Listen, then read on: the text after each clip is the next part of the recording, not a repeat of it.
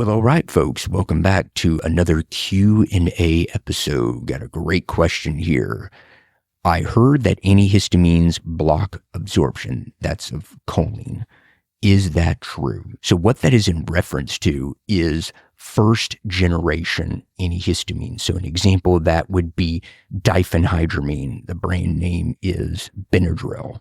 But the purpose of the antihistamines are to block histamines. Now, what are histamines? So histamines are substances that are released by immune cells in response to exposure to an allergen. So perfect example that I suffer with and that a lot of people suffer with are seasonal allergies. Now, for me, seasonal allergies are literally all year long. Like right now, I'm getting the onset of some allergies. I'm getting a runny nose, etc. Now, there are histamine receptors all throughout the body, also in the brain. All right, so the result of that, if the histamines attach to receptors in the sinuses, then you get stuffy nose, runny nose, sneezing, watery eyes. That's the result of histamines attaching to those receptors. So these antihistamines, in essence, they keep the receptors in an inactive position. All right. So then the histamines can't turn it on, can't activate it, and then you don't get the results being the watery eyes, the coughing, etc. So they're an anti-activator, I guess, is for lack of a better term. But how it could be anticholinergic, meaning that, anti-production of choline or affect choline in a negative way, are those first generation antihistamines are lipophilic, meaning that they are fat soluble. So they can go right past the blood-brain barrier into the brain. And as I said, there are histamine receptors in the brain. So the job of histamine receptors on neurons, etc., in the brain is that it promotes wakefulness. So when you wake up refreshed and throughout the day you're doing your job, whatever it is, taking care of family, whatever the case may be, recording a podcast, an excellent podcast, by the way. Oh, yeah.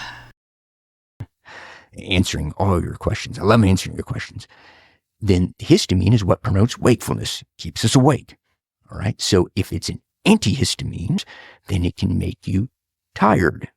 So you're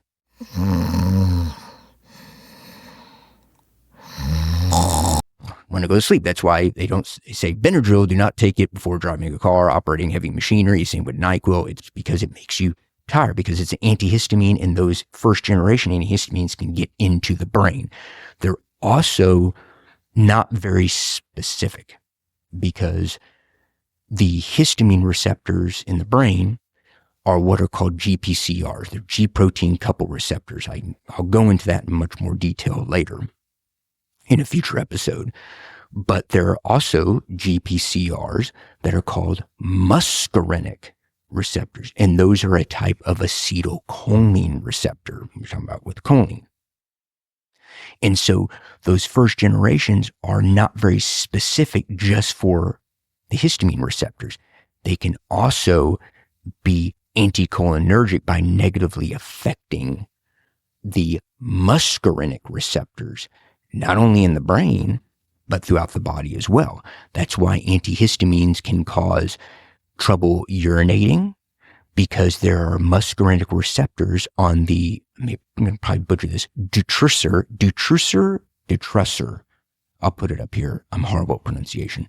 Detrusor muscle, which is the muscle that constricts the bladder when we go urinate. All right.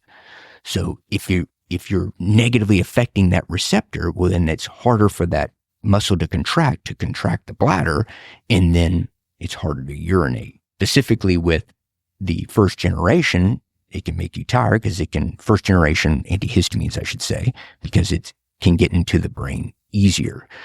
So what happens?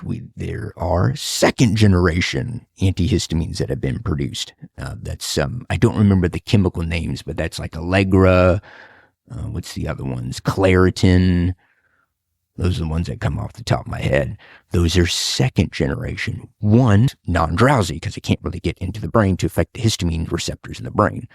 But in the body, it's has a much more affinity for the histamine receptors. It's not going to affect the cholinergic receptors, I say the muscarinic receptors. It's part of the cholinergic receptors. So it doesn't cause as much of the negative side effects, the trouble urinating, constipation, as those first generation antihistamines do.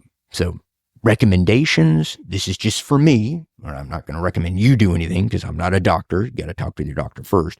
But for me, for example, I very rarely use Benadryl. If I'm having an allergic reaction, for example, this is true, I am allergic to Pop-Tarts. If I eat Pop-Tarts, I break out in hives all over my body. But I would use it very rarely. I don't give Benadryl to my son unless the doctor recommends it. But other than that, use second generation antihistamines, which again have much less affinity for other receptors like muscarinic cholinergic receptors, much more affinity for histamine receptors, which you want to antagonize because sneezing and seasonal allergies are like, again, me, all your allergies are horrible. So I hope that answers your question. Keep the questions coming. I always love answering them. May take me some time. Like this was given to me. They replied like this like 6 months ago. Life happens. I apologize. It just takes me a long time sometimes to do some research, but then, I have other responsibilities. Not that your questions aren't important, but I just got a lot on my plate. So I research when I can. But hope that answers your question. Again, this is not medical advice. Please consult with a medical professional for specific protocols and for your situation. Okay, this is just information purposes only. Thanks again. Like, share, comment, whatever. Appreciate it. Love to y'all. Take care. Bye-bye.